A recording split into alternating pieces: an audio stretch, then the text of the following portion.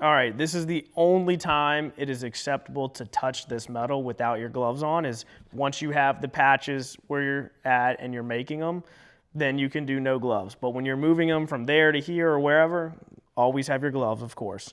The new way we're doing patches, there's two ways you can do this. One, you can just take the hole punch and put the template with the holes directly over the other plate. So I've got two plates here. So that way you don't have to worry about sharpieing it. Or you could Sharpie through all of this and then hole punch them. But it's really not that hard to just square them up and then hold it with one hand and then hole punch it with the other. And this little thing, you can see it pop out right here. That is what punches the holes. Once you get it lined up here, you fit that in between the hole on the template, and then you just, oh boy, I gotta get it lined up. And then you just pop it through, and now you have a hole pop. So that way when you're at the job putting the screws in, you don't have to worry about bending the patch or any of that. It just goes in nicely. So that's step one, is to pop all your holes. I'm gonna go through that real quick, get this one done, and then we'll go to step two.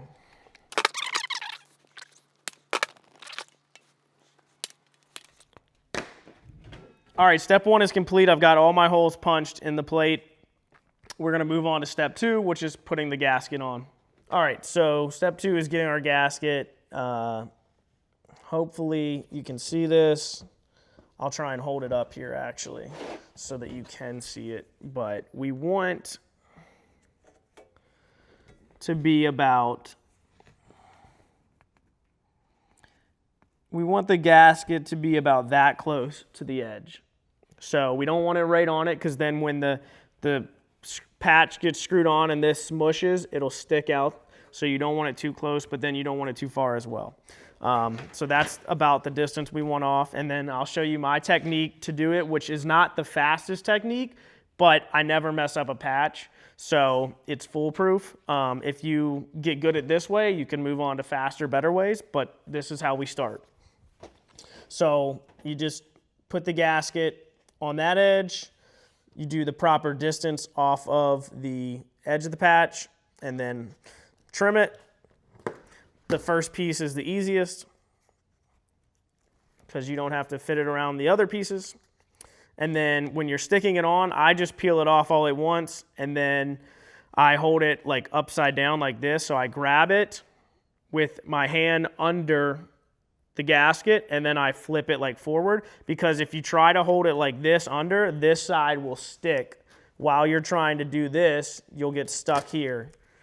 And I didn't have it very stuck on, but if you get it stuck on, it's not coming off. So anyway, I flip it up, and then once I've got it set, I hold it still with this hand and then push down with my other hand. And that is piece number one. And I measured that perfectly.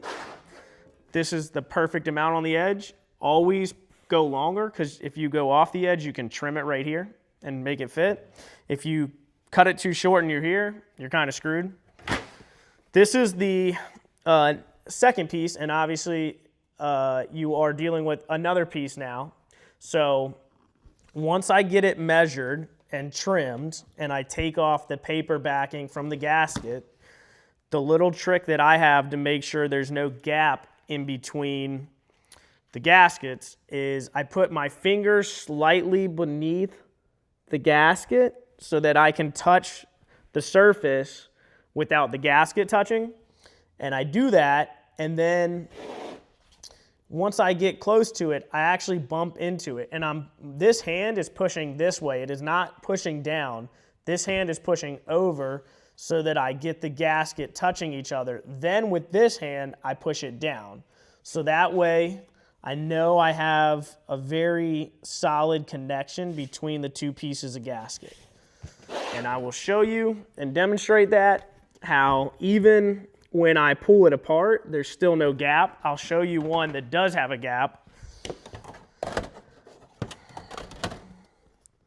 This is an example of a bad one where when you pull it apart, you can actually see metal through there. And that is because they push down instead of over, then down. This is also the right distance from the edge as well. And then just like I said earlier, as you can see here, this is sticking off of the edge a little bit. So that's fine because I can just take it and trim it.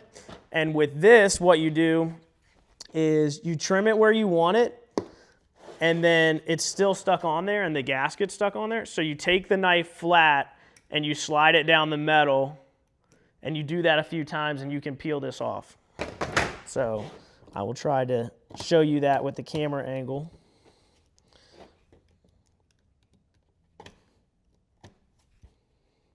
Okay, so after trimmed, you can see there's just enough metal and I've got a good edge. Let me throw this in the trash. All right, so 2 more pieces left. I'm gonna run through these quickly.